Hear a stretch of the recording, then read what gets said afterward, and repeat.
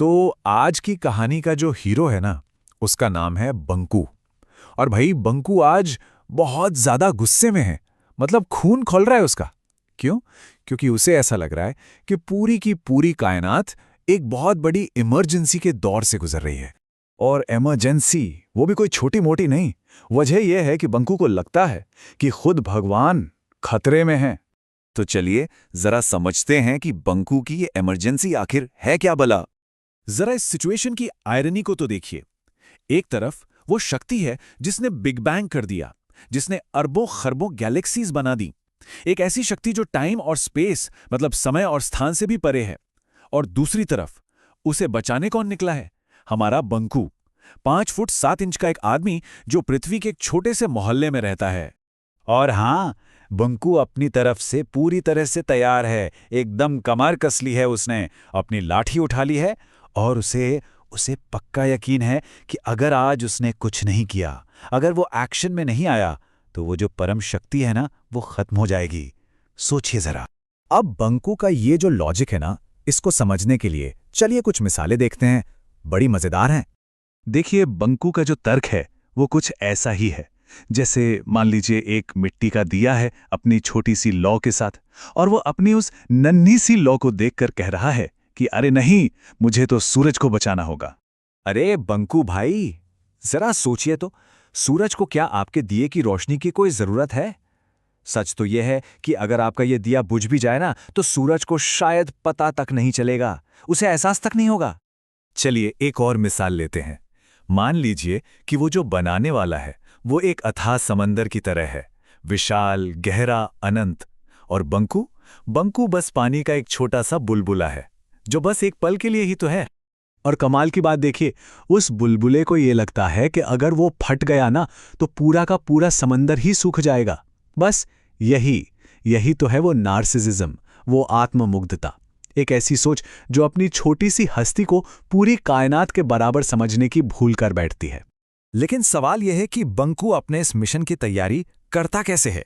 और यहीं पर उसका सबसे बड़ा दोगलापन, उसकी सबसे बड़ी हिपोक्रेसी सामने आती है। अब देखिए, बंकू को अपने मिशन के लिए चाहिए पावर, ताकत। तो उसे बम बनाने हैं, उसके लिए उसे केमिस्ट्री चाहिए। टाइमिंग सेट करनी है तो फिजिक्स और इलेक्ट्रॉनिक्स चाहिए। अपनी टीम से बात करनी है तो कम्युनिकेशन टेक्नोलॉजी चाहिए। मतलब साइंस का ये जितना भी हार्डवेयर है ना, बंकू उसे बड़े मजे से खुशी खुशी इस्तेमाल करता है। क्यों? क्योंकि ये चीजें उसे पावर देती हैं, कंट्रोल देती हैं। लेकिन जैसे ही बात साइंस के सॉफ्टवेयर पर आती है, मतलब उसके लॉजिक पर, उसकी वजह पर, उसके तर्क पर, बंकू उसे फौरन खारिज कर देता है। पता है क्यों? क्योंकि साइंस कहता है कि भाई तुम कोई बहुत स्पेशल नहीं हो, तुम तो एक छोटे से माइक्रो ऑर्गेनिज्म से इवॉल्व होके बने हो। अब ये बात बंकू के ईगो को, उसके अहंकार को चुभ जाती है। और तब वो चिल्लाता है, चुप रहे, मैं स्पेशल हूं।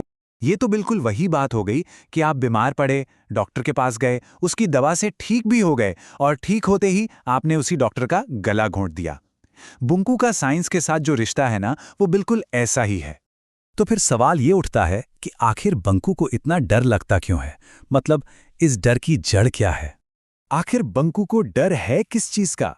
क्या उसे सच में लगता है कि वो अनंत शक्ति मिट जाएगी? क्या उसे इस बात का डर है? इसका जवाब ना एक और मिसाल में छिपा है। देखिए, जो अनंत है, जो इन्फिनिट है, उसे समझना इंसान के दिमाग के लिए बहुत मुश्किल है। तो बंकू जैसे लोग क्या करते हैं, वो उस अथाह समंदर को एक छोटी सी समझ में आने वाली चीज में कैद कर लेते हैं। जैसे कि कोई मूर्त हो, कोई किताब हो, या कोई इमारत हो, मतलब एक कांच के ग्लास में। और अब आप ही सोचिए, जब आप पूरे समंदर को एक नाजुक से कांच के ग्लास में भरने की कोशिश करेंगे, तो डर तो हमेशा लगा ही रहेगा ना। और दोस्तों, यही इस पूरी कहानी का निचोड़ है।